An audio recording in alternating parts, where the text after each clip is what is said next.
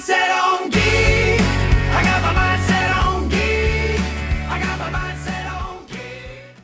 Welcome back to I Have My Mindset on Geek, the show where we break down the panels, the plots, and the passion driving comics today. We are here to cut through the comic shop hype, bypass the PR spin, and tell you what's actually worth your hard-earned pull list money. I'm your host, Wesley. Last time we checked in on Dynamite's Ben 10, I didn't hold back. I called issue number 1 a major letdown. Now that I've finished issue number 2, which will set you back the standard $4.99 cover price, I have to be honest, we are still playing that same game. The pressure ramps up in this issue as Ben finds himself on the run from the United States military, which is determined to get its hands on the Omnitrix.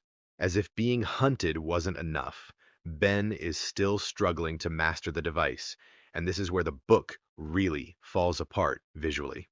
When Ben attempts to escape the military, the Omnitrix glitches and forces him to cycle through several different aliens in quick succession. Across those 2 pages, the transformation sequences feel choppy and disconnected rather than fluid.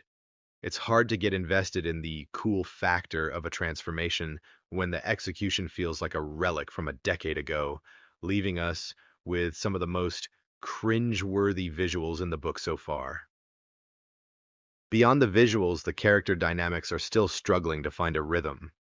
The dialogue leans heavily into edgy banter that feels misaligned with the history of the characters.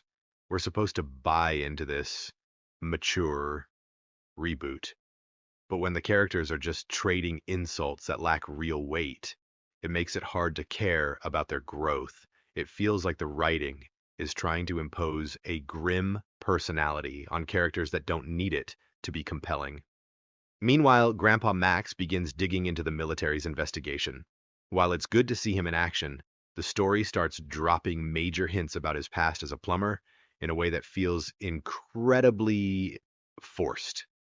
The script tries way too hard here. It feels less like organic world building and more like the writer is aggressively nudging the reader, essentially screaming, "Look, there's a secret here."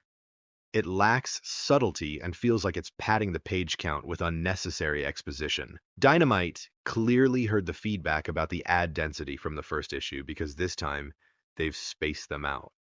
However, it doesn't solve the problem, it just changes the delivery. It now feels like you're reading a comic book that has been chopped up to accommodate mandatory television commercial breaks, which completely ruins the reading rhythm. Finally, there was one moment that completely caught me off guard. There's a scene where soldiers open fire on an alien that just landed in the woods, and to put it bluntly, it turns into a bloodbath. For a property that has historically lived in that comfortable PG space, seeing actual blood on the page was a jarring, unexpected choice.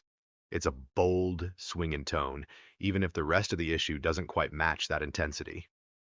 Ben 10 number 2 is a mixed bag. The decision to lean into a more violent, visceral tone is interesting, but it clashes with the dated, stiff art style that still plagues the series.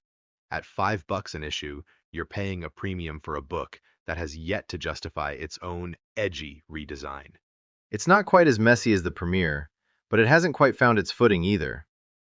Are you guys feeling this darker, bloodier turn for the franchise? Or does it feel like they're just trying too hard to be edgy? Drop a comment below. I read every single one, so let's get into the weeds.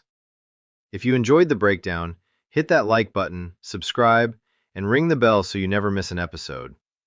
I'm Wesley, and thanks for keeping your mind set on geek. I'll catch you in the next issue.